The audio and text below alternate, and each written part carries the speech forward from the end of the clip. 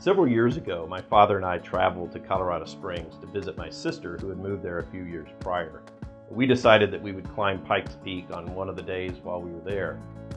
In spite of my sister's advice that the weather on the day we had selected wouldn't be ideal, in our inexperience and enthusiasm, we got up early and started walking the 26-mile round trip on Bar Trail, which leads to the top of Pike's Peak.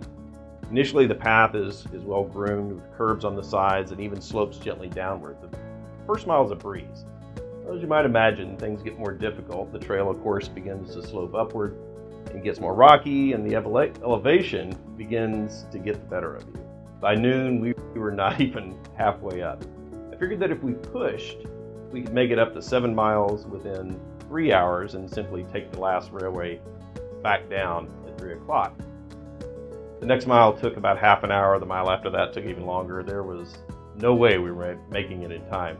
This was in the early days of cell phones, and I had packed about a brick-sized one in my day pack. I called my sister, gently asked if she could drive up the Pikes Peak Highway up to the top and pick us up. We were going to miss the last train down. We were tired, and well, the weather was turning bad. She called us a few names, reminded us of her previous weather warnings, but she agreed. The next mile took us even longer because, well, it started to snow. And the only way to stay on track was to keep our eyes fixed on the goal, the summit. Much the same way we help our clients stay on track to meet their goals when times get tough.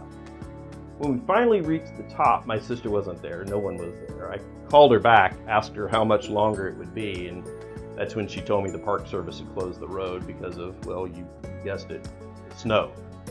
We ended up spending the night on the top of Pike's Peak that evening and awakening to a sight that very few people ever get to see. The sunrise coming up over the horizon, waking up Colorado Springs from the top of Pike's Peak. It was truly breathtaking.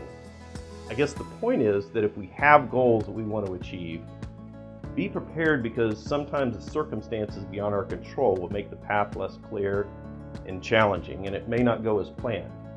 But if we keep our eyes fixed on those goals, we can get there, and the payoff may be even greater than we imagined.